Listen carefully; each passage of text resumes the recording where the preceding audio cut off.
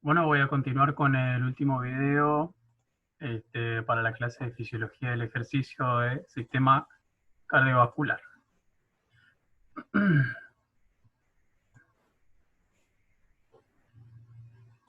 Habíamos quedado por aquí ejercicios de alta intensidad en relación con la hipertensión. Los ejercicios que son de alta intensidad aumentan en gran medida el gasto cardíaco, ¿sí? Aumentan mucho la frecuencia cardíaca y aumentan el volumen sistólico. Esto va a aumentar mucho la presión arterial, o sea, la presión que ejerce la sangre sobre las paredes internas de las arterias. Por esta razón es poco recomendado, ¿sí?, los ejercicios que son de alta intensidad para personas que tienen hipertensión, principalmente si no están medicadas. Por otro lado, como se aclara acá en esta cita, han descubierto que cuando se estimulan las fibras de contracción rápida, aumenta mucho la tensión arterial, ¿sí? No así cuando se estimulan las fibras de contracción lenta, ¿sí? La estimulación de fibras de contracción rápida estimula, ¿sí?, al sistema nervioso simpático y aumentan la tensión arterial. Y no así los ejercicios de baja intensidad, ¿sí?, que van a estimular a las fibras de contracción lenta. Bien.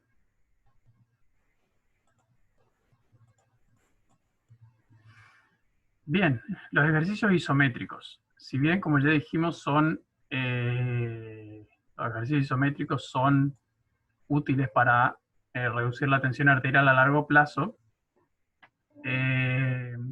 cuando un ejercicio de tipo isométrico, fíjense, cuando un ejercicio de tipo isométrico es de alta intensidad, aumenta mucho la tensión arterial, aumenta la presión arterial, ¿sí?, la tensión también, pero principalmente la presión arterial porque aumenta el gasto cardíaco. Por otro lado, sobre los ejercicios isométricos hay que tener en cuenta que cuanto mayor es la masa muscular implicada en el ejercicio, ¿sí?, tanto para los isométricos como para los isotónicos, ¿no? Cuanto mayor es la cantidad de músculo implicado en el ejercicio, mayor es el aumento de la presión arterial, porque mayor es el aumento del gasto cardíaco.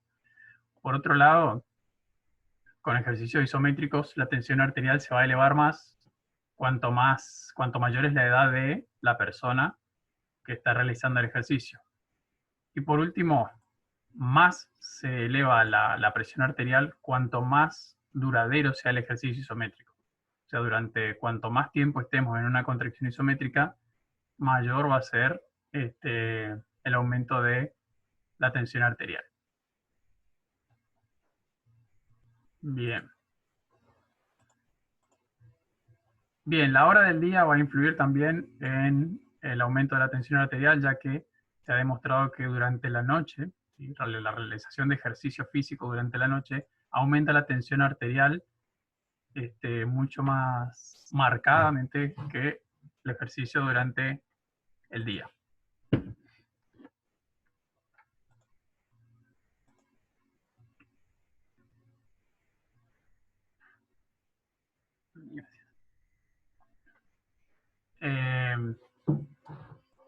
Con respecto a la maniobra de Valsalva, conocida también como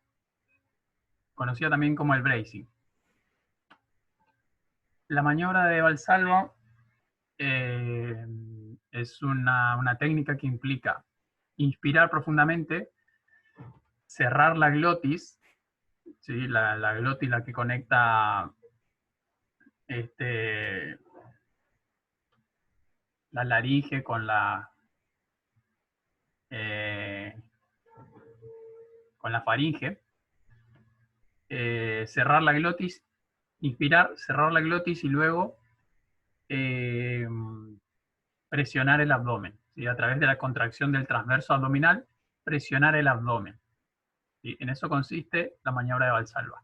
Esta maniobra va a generar un aumento muy importante de la presión intraabdominal y de la presión intratorácica también, lo que va a disminuir el retorno venoso. Está disminuyendo el gasto cardíaco, por supuesto, y lo que va a producir en consecuencia una llegada brusca de sangre a toda la circulación sistémica luego de que relajemos, luego de que soltemos el aire. Ahora lo voy a explicar mejor con un dibujo. Fíjense en este caso, acá en esta animación, acá tenemos al diafragma, a las vísceras, ¿sí? Cuando inspiramos, ¿sí? Cuando tomamos aire, el diafragma desciende y presiona las vísceras, ¿sí? Empuja hacia abajo las vísceras y las presiona al inspirar. Eso aumenta la presión intraabdominal. Una vez que el diafragma se relaja, ¿sí? Sube y aumenta la presión intratorácica.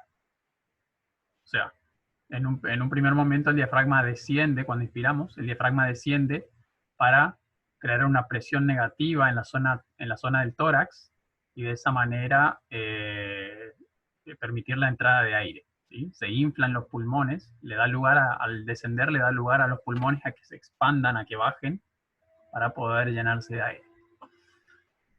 Bien, ahora, ¿qué va a pasar? Si nosotros tomamos aire, inspiramos, baja el diafragma y presiona las vísceras, luego cerramos la glotis y con el transverso del abdomen presionamos, ¿sí? Como muestra acá el dibujo, ¿está?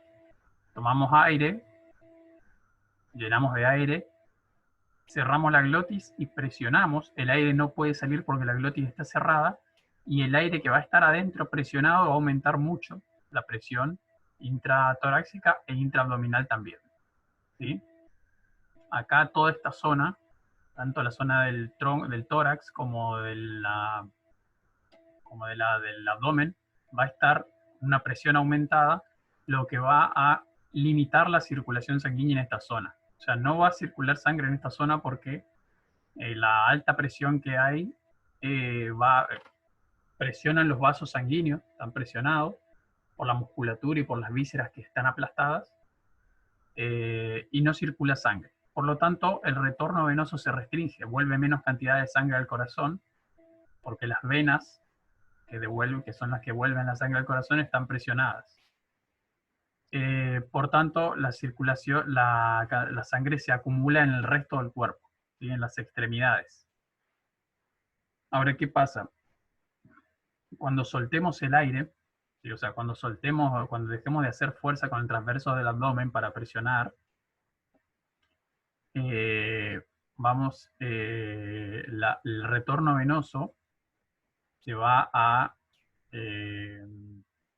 se va a activar de nuevo el retorno venoso, va a volver sangre al corazón de una manera rápida y brusca, ¿sí?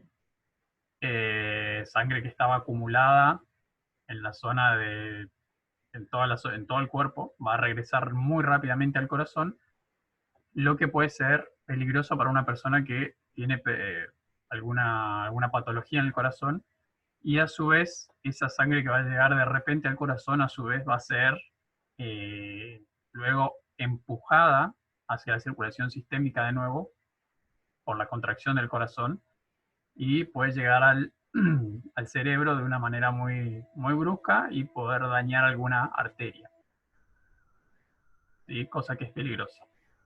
Entonces, en una persona que no tiene una buena distensibilidad arterial, es peligroso realizar esta maniobra. Cuando realizamos la maniobra de Valsalva o bracing, ¿sí? También conocido como bracing, es una técnica similar, es básicamente lo mismo. Lo realizamos o lo utilizamos cuando levantamos objetos pesados, ¿sí? ¿Para qué se usa? Para aumentar la presión intraabdominal y limitar el movimiento de la columna lumbar. ¿tá? Para evitar que levantemos un peso con la columna lumbar en flexión y nos terminemos lastimando. O con la columna lumbar en hiperextensión, también nos podemos terminar lastimando. Entonces, esta técnica va a permitir inmovilizar básicamente a la columna lumbar. ¿Sí? Entonces, vamos a intentar evitarla en personas que tengan hipertensión, más todavía cuando no estén bien medicadas. Por otro lado, en personas que están sanas, ¿sí? La ejecución de esta maniobra del bracing y mantener durante mucho tiempo la presión intraabdominal e intratorácica, como les dije, va a restringir el retorno venoso. Por lo tanto, va a haber un momento, ¿sí? Va a haber un pequeño momento en el que no le va a llegar sangre al cerebro, lo que puede generar un mareo importante si mantengo durante mucho tiempo la retención del aire, ¿sí? Mareo y un posible desmayo. Bien, acá está la explicación.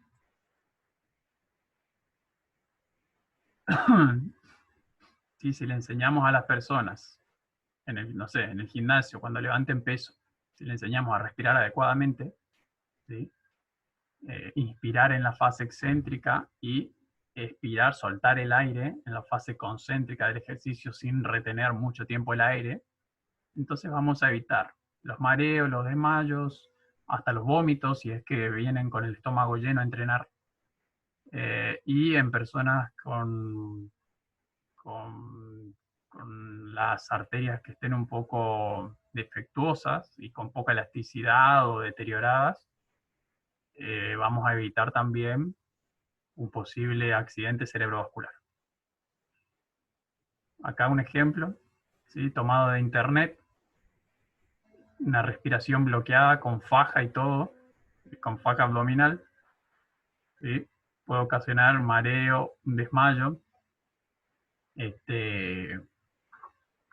porque no, como les expliqué, no le llega sangre al cerebro mientras retenemos el aire. ¿Está? Bien.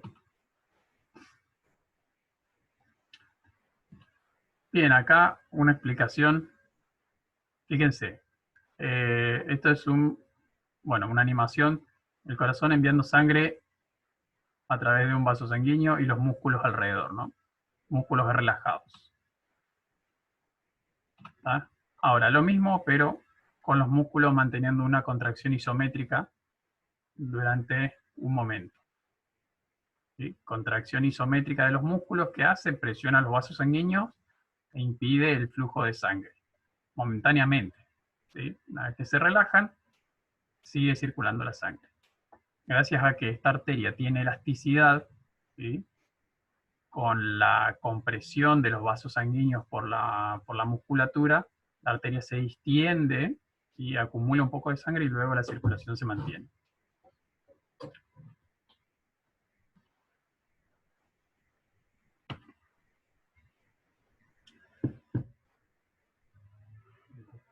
¿Qué pasa cuando la arteria no tiene distensibilidad? En una contracción isométrica de alta intensidad, los músculos presionan los vasos sanguíneos, ¿sí? Y la arteria que no se puede distender se termina rompiendo y generando una hemorragia. Bien. Bien. Sobre la anemia. Último tema. Bien, último tema a tratar. La anemia. A ver. La anemia puede ser ferropénica, que es en el caso de que le falte hierro a las personas, o sea, por la falta de consumo de hierro, se puede generar la anemia ferropénica. ¿Cuál es el inconveniente con la falta de consumo de hierro? Que el hierro es necesario para la formación de la hemoglobina. ¿Sí? La hemoglobina se forma con hierro. ¿sí? Que es un mineral indispensable para la formación entonces de la hemoglobina. Si no consumimos suficiente hierro, no se puede formar hemoglobina, por tanto no tenemos transportadores de oxígeno dentro de los glóbulos rojos. Acuérdense, la hemoglobina son las moléculas que se encuentran dentro de los glóbulos rojos y que transportan moléculas de oxígeno. ¿Sí? Cada molécula de hemoglobina puede transportar hasta 4 moléculas de oxígeno. Y dentro de cada glóbulo rojo se encuentran 250 millones de moléculas de hemoglobina. Bien. Bien, la anemia puede ser ferropénica por bajo consumo de hierro, que se suele dar por lo general en mujeres, en vegetarianos principalmente, ¿sí? ¿Por qué en vegetarianos?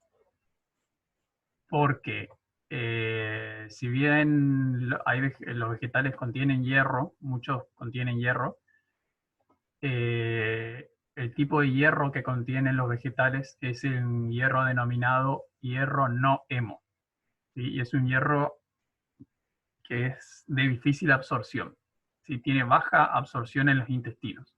Entonces, vos consumís ese hierro, hierro no hemo, y no es absorbible por los intestinos. O sea, se absorbe, pero se absorbe mucho menos que el hierro que está contenido en las carnes.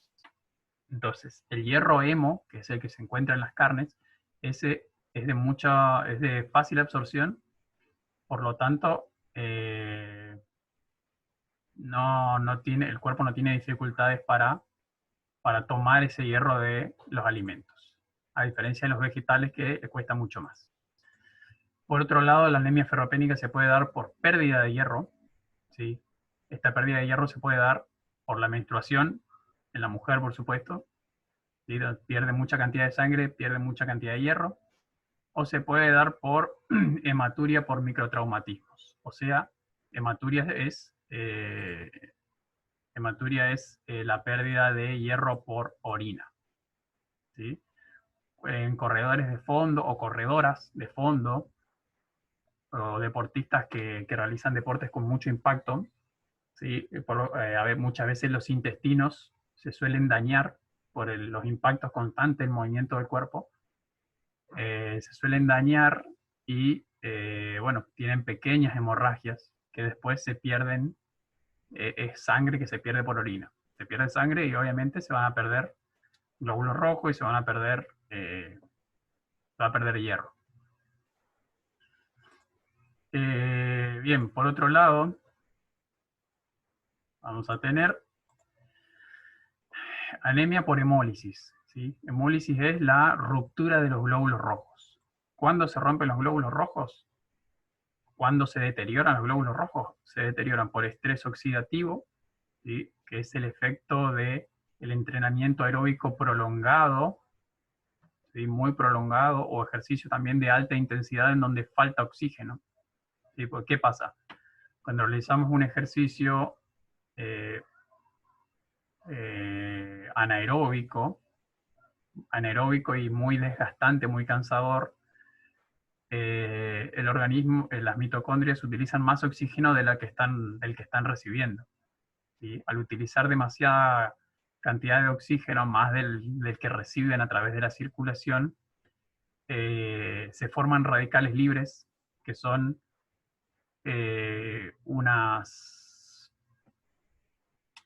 son unos compuestos que deterioran a otras células. ¿Sí? Los radicales libres, en este caso específico, deterioran a los glóbulos rojos. ¿Está? A esto se le llama estrés oxidativo. Bien, entonces, la anemia puede ser por hemólisis, que la hemólisis se va a producir por estrés oxidativo, ¿sí? Ruptura de glóbulos rojos o de deterioro de glóbulos rojos por estrés oxidativo o por microtraumatismos, ¿sí?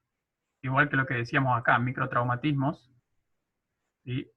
Los glóbulos rojos también se pueden romper por el impacto constante de los pies contra el piso durante las carreras de larga distancia, por ejemplo, ¿sí? un impacto constante de los pies sobre un suelo duro, sobre el cemento, por ejemplo, va a ir rompiendo, deteriorando los glóbulos rojos que circulan por la planta de los pies, ¿sí?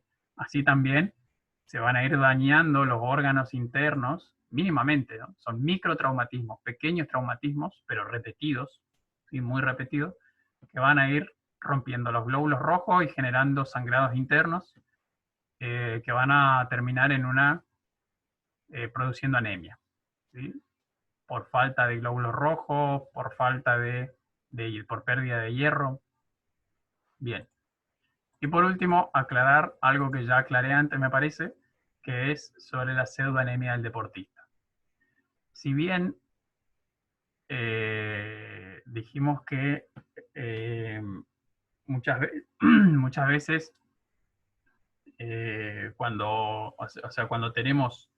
dijimos que teníamos dos componentes en la sangre, ¿no? Líquido, plasma, y glóbulos rojos, que serían la mayor cantidad de células sanguíneas. Sí, tenemos otras células sanguíneas, pero la principal son los glóbulos rojos, las que más espacio ocupan y los que son mayor cantidad. Entonces, cuando aumenta la cantidad de plasma en relación a los glóbulos rojos, ¿sí? Se podría decir que tenemos una anemia, ¿sí? Porque tenemos poca concentración de glóbulos rojos en relación al plasma. Ahora, cuando un deportista, un corredor de fondo, por ejemplo, en respuesta crónica a un entrenamiento prolongado de resistencia aeróbica, va a lograr aumentar la cantidad de sangre que contiene, ¿sí? La cantidad total de sangre, pero principalmente a expensas del aumento de la cantidad de plasma. O sea, como adaptación al entrenamiento, el deportista de resistencia aeróbica va a aumentar su cantidad de plasma, ¿sí? Va a aumentar su cantidad de plasma, pero casi no va a aumentar su cantidad de glóbulos rojos. Por lo tanto, en un estudio de laboratorio, en un estudio de sangre, va a figurar mucha cantidad de plasma y baja cantidad de glóbulos rojos, lo que podría llegar a, a concebirse o a entenderse como una anemia, que en realidad no es una anemia, sino que en realidad es una adaptación al entrenamiento, ¿sí? Es un aumento de la volemia total, un aumento de la cantidad de sangre total que hay en el organismo, pero principalmente a expensas del aumento del plasma, de la parte líquida, ¿sí? Entonces, no es una anemia, por eso se le dice pseudoanemia. Se le dice pseudoanemia porque en realidad parece una anemia, pero no es anemia, ¿sí? El sujeto tiene una excelente capacidad para transportar oxígeno en sangre, tiene la misma o más cantidad de glóbulos rojos, pero tiene mucho más plasma que antes. Entonces pareciera, en la relación plasma-glóbulos rojos, pareciera que tiene anemia. Bien. Bien. Creo que nada más. Bien. Hasta ahí lo que es sistema cardiovascular. Bien.